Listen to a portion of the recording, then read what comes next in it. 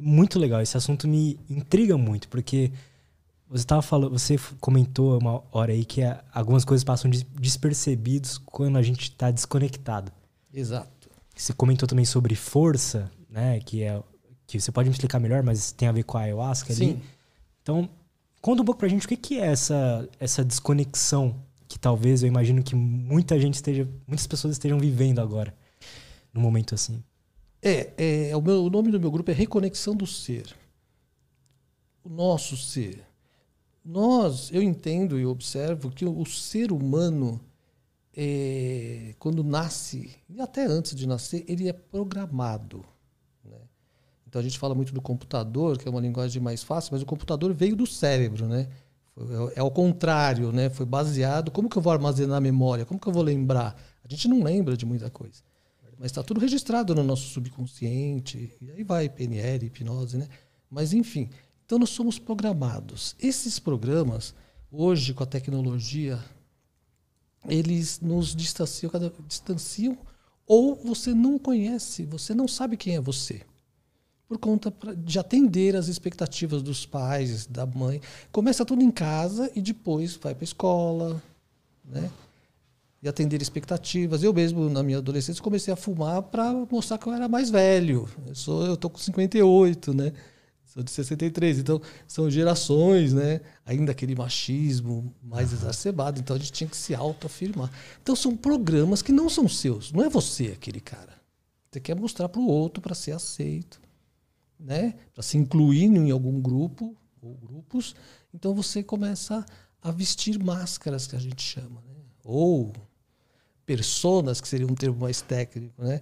E aí você vai e acredita nesse cara. E não é você, sabe? E a gente poderia falar muito sobre isso. Mas aí o que acontece? A ayahuasca. Eu como terapeuta, né? As pessoas que vão nos meus trabalhos, e aí a gente senta para fazer terapia, fazer uma vez por semana, aquela coisa toda. O meu trabalho, eu tenho uma história com ele, que o acolhimento, depois tem a experiência propriamente dita, depois a integração, que a gente entender essa experiência, sabe? Destrinchar isso daí. Porque, quando vem a força da ayahuasca, o que eu vejo? Eu vejo um acesso, abre-se um portal, vou falar portal que é uma linguagem, para o seu subconsciente. Vai vendo. Aí ele vem à tona. Por isso que as pessoas choram. Porque eu costumo dizer que a ayahuasca tem o poder de ressuscitar, né? Então não é a sua mãe e seu pai falando de você quando você tinha 5 anos. Não, você vai lá, volta na cena e você interage com a mãe ou o pai como protagonista ou como observador. Só que dentro disso você sente. E aí que você chora. Você sente como se estivesse lá mesmo. Não é só assistir um filme, é estar lá. Não é uma tela holográfica. Você está lá. Entendeu? Por isso que eu falo ressuscitar. Você revive aquilo com tudo que você tem. Até visualmente. Né? Visualmente, que eu digo, é complicado, porque esse estado de expansão de consciência, eu falo vendo coisas que você pode entender errado.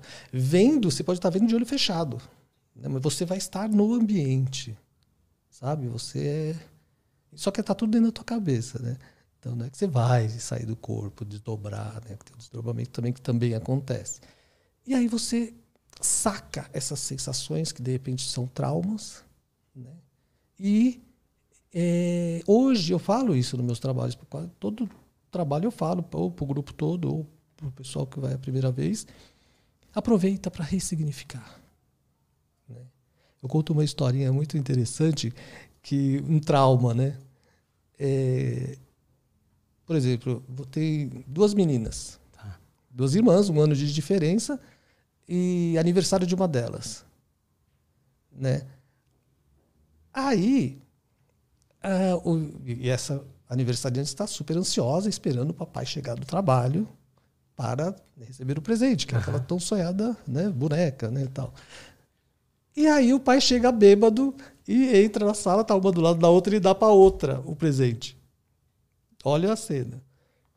Aí a mãe vê, não, você é louco, não sei o quê, e brinca e tal, e dá pra menina. Já foi. Ela já traumou. Não adianta mais, né?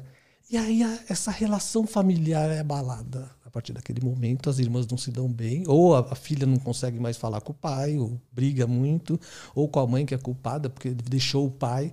Aí a mente humana, né? É criativa, né? Muito. O que atrapalha a gente são as possibilidades, sabe? As milhares de possibilidades que a gente percebe, e a mente alimenta a gente paralisa assim mesmo. Isso vira um problema, que aí vai ansiedade, depressão, porque eu não sei o que eu quero fazer da vida. E aí vai. Isso é uma parte. Mas aí, quando você volta... Eu converso com as pessoas. Quando você volta nessa cena, imagine essa cena. Aí, dá risada porque seu pai tava bebaço. É só isso. Ele não... Sabe? Tava chapado e entregou a boneca pra filha errada, né? Porque foi muito... Abriu a porta e viu e deu ali. Meio que vontade do banheiro. Não sei. Ressignifica. Cara, já aconteceu casos assim entre irmãos, de sair da cerimônia assim, uma paz na família. Natal, todo mundo junto, porque eles não se bicavam de jeito nenhum. É assim, eu tô falando de 30 anos de briga, de treta. Entendo. Saca? E aí, de repente, por causa de uma dessa, curou a família inteira. É isso que a gente chama de cura. Sabe? Lógico que a gente conversa, tal, muitas vezes na força. Mas é isso que a gente chama de cura. Entendeu? Então eu podia falar vários casos aqui. Assim, muitos. Estou falando muitos, faz mais de 20 anos que eu faço isso. É muita informação, assim, de resultados maravilhosos. Né? Que terapeuticamente, se fosse uma terapia que eu também faço, só falar, né? Só conversar, demora mais. Sim, entendo. Demora mais para até acessar essa informação. Né? Não falo que a ayahuasca vai resolver. Ela não resolve nada, ela te mostra. E você vai lá e faz. Um caso de perdão para sua mãe, para seu pai, se você não for lá e falar, sabe? Sentir, né? Eu falo que a mudança, sem atitude, sem ação, não é nada. Não adianta você mudar aqui certas coisas, né? Você tem que fazer, né? Então, vamos chorar junto com o pai, com a mãe. É lindo. Não é uma coisa assim, você vai lá e você sai curado. Não. Ali começa. É o papel, por exemplo, o papel do terapeuta. Ele não te ajuda você entender uma questão, um trauma, alguma coisa. E aí você vai aos poucos e tal. É a mesma coisa, só que é muito mais... É muita coisa, na verdade. Estou falando uma parte das experiências. É mais ou menos a mesma coisa. Ela te mostra. Só que ela te mostra não narrativamente. Você vai sentir. Esse é uma preciosidade. Sabe? E de repente isso daí para de fazer sentido. Deixa de fazer sentido, porque aquela cena que estava na tua cabeça foi uma interpretação sua. Que aí entra, né? Comunicação não violenta, né? Tem um capítulo que fala de interpretação. É impressionante como a gente interpreta certas coisas. E aí, com 5 anos de idade, e aí crava em você uma informação e você acredita, aí é crença, e essa crença vai se autoalimentando e vira um monstro. E o meu trabalho é ajudar você a entender a origem desse monstro. Sabe? Entendo. Tem situações, eu não estou falando nem de ayahuasca e tal, tem situações que eu consigo fazer isso em uma sessão. Como? Eu vou contar, eu conto muita coisa. Pode contar. Tem um caso muito interessante de uma amiga, assim, enfermeira, da área de saúde. E eu fui atender o marido dela, na época, né? Mas era outro caso. Mas eu estava lá, ó a cena. Se liga na cena. Eu estava na sala da casa dela, 2 filhas, tal, adultas, e jogando conversa fora. Eu fui atender ele. Na verdade, eu não fui atender ela. E ele chegou. Ia chegar do trabalho, ele chegou, ele falando futebol, falando besteira, assim, dando risada e não sei o quê. E a esposa falou, ele até brincou, falou, você devia pagar a sessão para ele.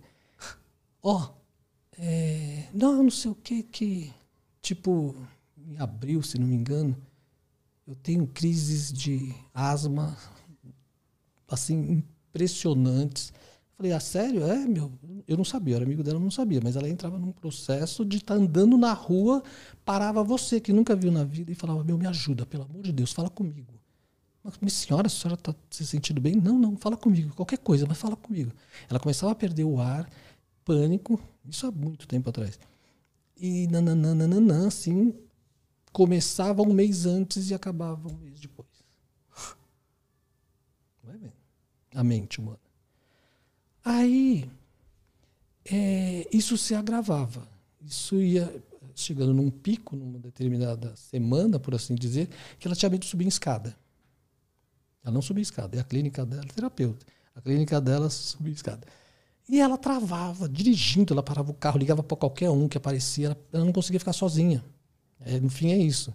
E comecei a cutucar e falava. Eu falei, mas aí, aconteceu alguma coisa? Assim, desse jeito meio... Não, que não sei o quê. Conversando. Eu tô falando dessa forma para você ver como que é a coisa... Você vai descobrindo, né? A coisa vai andando, eu vou distraindo a pessoa, recebendo informações, mas não aconteceu nada mesmo. Não. E até que numa das vezes que não aconteceu nada mesmo, eu falei, aconteceu um evento na minha vida muito sério e tal. Eu falei, o que foi? Falta de ar, né? Coração, tudo. Aquela pânico mesmo, escada e a solidão, certo? Enquanto a gente estava jogando conversa fora, eu estava lendo, né? Tá, medo de ficar sozinha, né? Parar a gente na rua, né? 7 anos de idade, eu sou daqui de São Paulo, né? Também.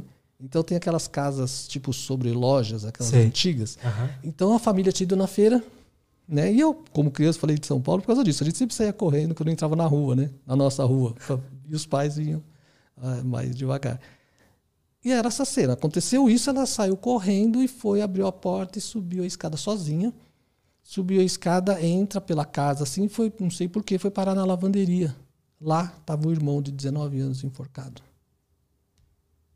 Aí você junta falta de ar, escada e a solidão. Ela falou, nossa, mas meu pai chegou em 2, 3 minutos. Eu falei, mano, uma criança de 7 anos de idade ficar 3 minutos olhando o irmão mais velho é uma década, é uma eternidade. Né? Cara, depois disso ela não teve mais crise. Uma vez ela ficou com resfriado. Caiu a ficha. Na hora. Você entendeu? Isso não se ensina assim, de uma certa forma. Isso é a estrada, né, da vida da ayahuasca, não sei o quê. Eu consigo falar com o subconsciente de uma forma muito tranquila, sabe? E foi assim, muito rápido. Por isso que o marido dela falou, você tem que pagar a consulta para ele. Porque foi assim, foi 15 minutos de papo, 20 minutos. Eu resolvi um problema de décadas com aquela mulher. Ela estava com 51, acho, na época.